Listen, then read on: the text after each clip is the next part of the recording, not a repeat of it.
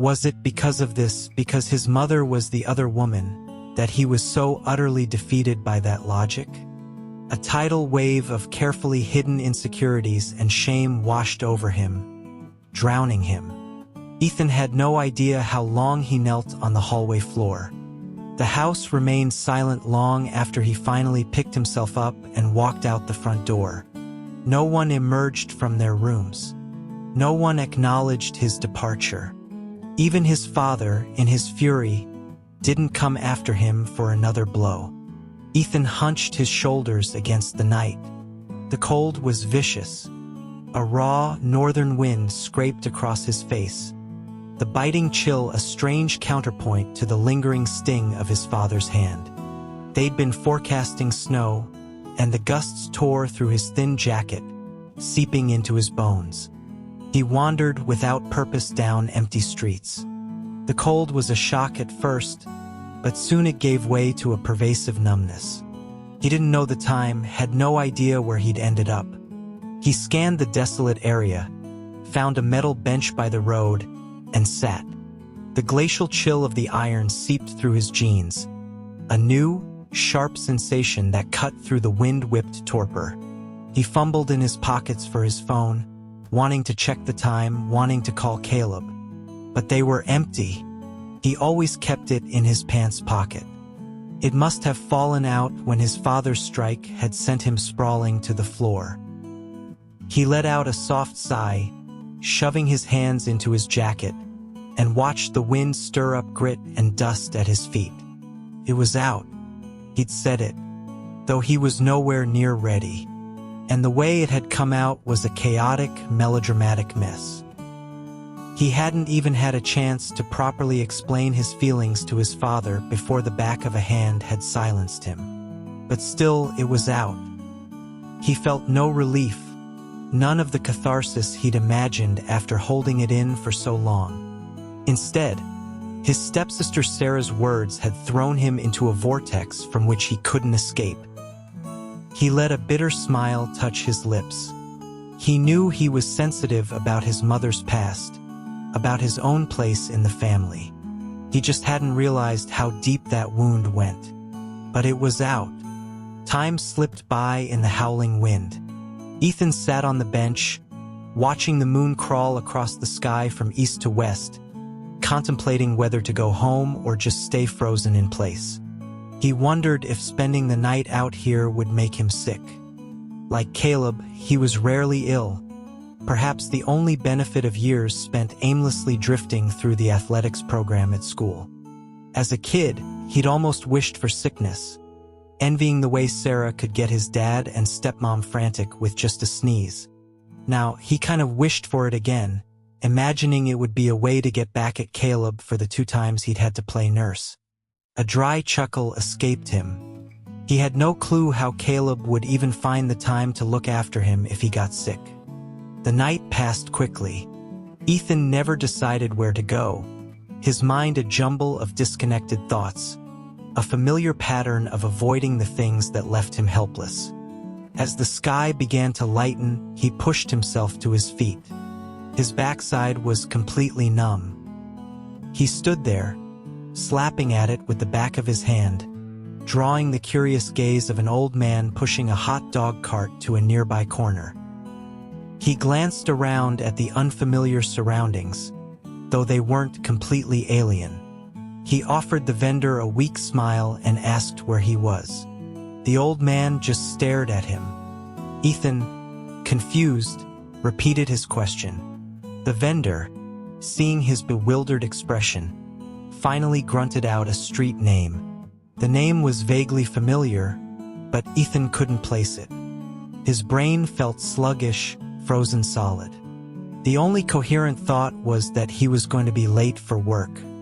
He didn't bother figuring out which direction to go. He just started walking, hoping to find a bus stop or a subway station. After a block, he heard the sharp click of heels on the pavement behind him. Then he saw a pair of legs clad in sweatpants.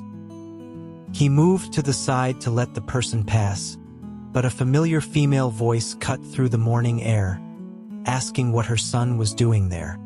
Ethan froze, then slowly lifted his head. His mother stood there in a fleece pajama set, clutching a few dollars, her expression one of genuine surprise. And then the street name clicked. This was the block outside her apartment complex. He mumbled her name. His mother, despite her bizarre attire, wore a full face of meticulously applied makeup that clashed with her pajamas. She walked over and patted his shoulder, questioning his presence. She joked about his sudden filial piety, wondering if the sun had risen from her pocket that morning. Ethan felt a knot form in his stomach, telling her he was just passing through. She scoffed at that, remarking that it had been so long since he'd even called to see if she was alive. She knew a surprise visit was too good to be true. He tried to leave, but she grabbed his arm, insisting that since it had been a while, they should talk. She was probably on her way to buy breakfast, but now she bought nothing, simply dragging him back to her place. Ethan knew the only thing that could provoke this much urgent enthusiasm from her was the need for money. The moment she pushed the door open, he had the impulse to turn and run. A man sat on the couch, a cigarette dangling from his lips. The man shouted, asking who Ethan was. His mother announced loudly that he was her son, her real son, and shooed the man into the bedroom, saying she and her boy had a lot to catch up on. The man grunted and disappeared. She sat on the sofa, lit a cigarette, and told him to start talking. Ethan remained standing, telling her he had nothing to say. She let out a laugh laced with something he couldn't decipher, telling him not to pretend. She insisted she was his mother, she gave birth to him, and she could tell when something was wrong. Staring at her unreadable smile, a sudden rage flared inside him. He clenched his jaw, watching her face, and when he finally spoke, he was surprised by how calm his own voice sounded, how concise and clear the words were. He realized he wanted to see the look on her face when she heard it. When he finished, she stared at him for a moment, then erupted into a high-pitched, shrieking laugh. The hand holding her cigarette trembled so violently that ash fell onto her clothes. She accused him of stealing the man Sarah liked. She howled with laughter until tears streamed from her eyes, screaming that he was a true CR to her, exacting her revenge. She questioned why he didn't go after Brandon's girlfriend, why a man, calling him disgusting. Ethan snatched a glass from the coffee table and hurled it at her. It grazed her cheek and shattered against the wall behind her. The sound of breaking glass silenced her laughter. She touched her face, her smile gone, her eyes vacant as she looked at him, asking if he hated her. He leaned in close, his face inches from hers, and told her, enunciating every word, that he didn't blame her or hate her. He just looked down on her. He declared that the pain she had brought him ended right there, in that moment. His mother said nothing, her expression unreadable. Ethan didn't wait for a response. He turned, yanked open the door, and walked out. He heard her scream his name from behind him. He slammed the door shut. When Sarah had screamed at him, when his stepmom had looked at him with that complicated pity, when his father had slapped him to the ground, all he'd felt was fear and confusion. But walking away from his mother's apartment, he suddenly wanted to cry. Not for any other reason than for that one phrase she had yelled through her laughter. "You're disgusting." No one else had used that word. Through all the screaming and the violence, he hadn't heard it until it came from his own mother's mouth. "You're disgusting." Was he? Why was he disgusting? Ethan walked quickly, his breath coming in ragged gasps. He left the apartment complex and burst into an open convenience store. He looked at the owner, who was stocking shelves, and asked if he could use the phone. The owner took one look at him and shook his head no. Ethan knew he must look terrible. Battered by the wind all night, exhausted, angry, probably looking like a fugitive. He didn't argue. He pushed past the man, glanced under the checkout counter, found the old landline in a drawer, and yanked it out, stating he was making a call. The owner, startled, moved to stop him. Ethan roared at him, shouting that he was just making a single call, and quickly dialed Caleb's number. The owner froze, staring at him. The phone on the other end was answered with a calm hello. Hearing those two words, Ethan felt a sudden release, as if a wire holding him taut had been violently snapped. He collapsed into a nearby chair. He told Caleb he needed to see him now. Caleb, sounding slightly out of breath as he ate and got ready, mentioned he had tutoring. Ethan repeated his demand, his voice cracking. There was a pause.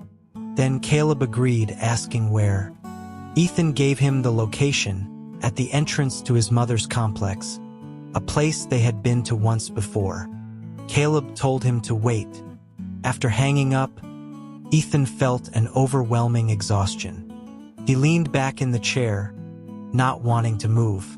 The owner was still watching him. Ethan reached into his pockets. His wallet was gone too, but his fingers found a folded bill. He pulled it out. 100. He placed it on the counter. The owner asked what it was for.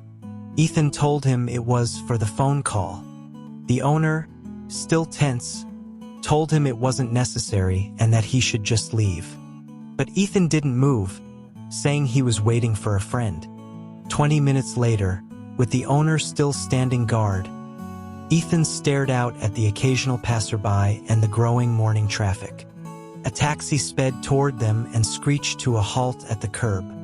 The door flew open and Caleb jumped out, looking around. Ethan yelled his name. The moment he saw Caleb, an inexplicable wave of misery washed over him. The owner flinched at his shout. Ethan leaped up and ran out of the small shop, rushing toward Caleb. Maybe it was the sleepless night, or the wind had made him sick. Or he was still dazed from his father's slap, or maybe it was his mother's words. But his legs felt weak. He stumbled as he reached Caleb, falling to his knees on the pavement. Caleb was startled, glanced around, then knelt down too, settling on one knee. He greeted him with a dry remark about proposals being a bit much. A sudden, hysterical laugh burst out of Ethan. Caleb just smiled, saying nothing. Ethan couldn't stop laughing, just looked at Caleb and laughed until tears streamed down his face. He felt so pathetic. Caleb pulled him into an embrace, patting his back, murmuring that it was okay now. Ethan knelt there, pressing his face into Caleb's shoulder, and cried for several minutes. Caleb held him, silent, just a steady hand on his back. After he'd cried himself out, the tightness in his chest eased. Ethan wiped his face and grimaced as he pushed himself up, complaining that his knees were shot. Caleb stood up with him and remarked that it was probably from the night spent in the wind, not the kneeling. Ethan stared, asking how he knew. Caleb explained that it was an easy guess, given his pallor, the time of day, and the location. Ethan managed a wry smile. Caleb put an arm around his shoulder, looked around, and suggested they get some food. He had seen a diner on his way over that wasn't too crowded. Ethan just nodded. He couldn't tell if he was hungry or full, cold or warm. Every sensation in his body seemed to have gone dormant. The diner was warm. They found a small booth against the wall near the kitchen, and Ethan felt the frozen parts of him slowly begin to thaw. The discomfort in his body became clearer. His knees ached, his legs were sore, his back was stiff, and the scratches on his neck from Sarah burned. His face, however, was just numb. Caleb brought over a mountain of food, pancakes, bacon, eggs, toast, coffee, and orange juice, filling the table. Ethan asked if he was that hungry. Caleb told him to just eat, that they could take whatever was left. As Ethan picked up a piece of bacon, he started to talk about the previous night. Caleb gently stopped him, telling him to eat first. He said he would call and cancel his morning tutoring session, that they weren't in a rush. But Ethan shook his head, insisting that Caleb should go to his appointment, and he would go to work. Caleb paused, looking at him. Ethan assured him it wasn't a huge deal. He couldn't explain why he felt this way. It wasn't about being tough or not wanting Caleb to worry. It was more that he was afraid to be idle. Even with Caleb, he was afraid. Afraid that if he stopped, he would fall apart. He needed to cling to his old routine, to that small sense of stability and safety. That safety was his job and Caleb's daily check-ins. Ethan ate a surprising amount of food. Caleb, who had only taken one bite of his toast, asked if his dad had hit him. Ethan sighed and confirmed it. He recounted the chaotic scene, how Sarah had been upset since Valentine's Day, how his stepbrother Brandon had clumsily tried to console her by using Ethan's own Valentines with Caleb as an example, and how Sarah had pieced it all together. From there, he admitted everything, and it all fell apart. He relayed Sarah's cruel comment comparing him to his mother, his father's slap, and how he had just walked out. Caleb took his hand, his grip firm, and asked why he had come here. Ethan confessed he didn't know, that he had just wandered aimlessly and ended up here.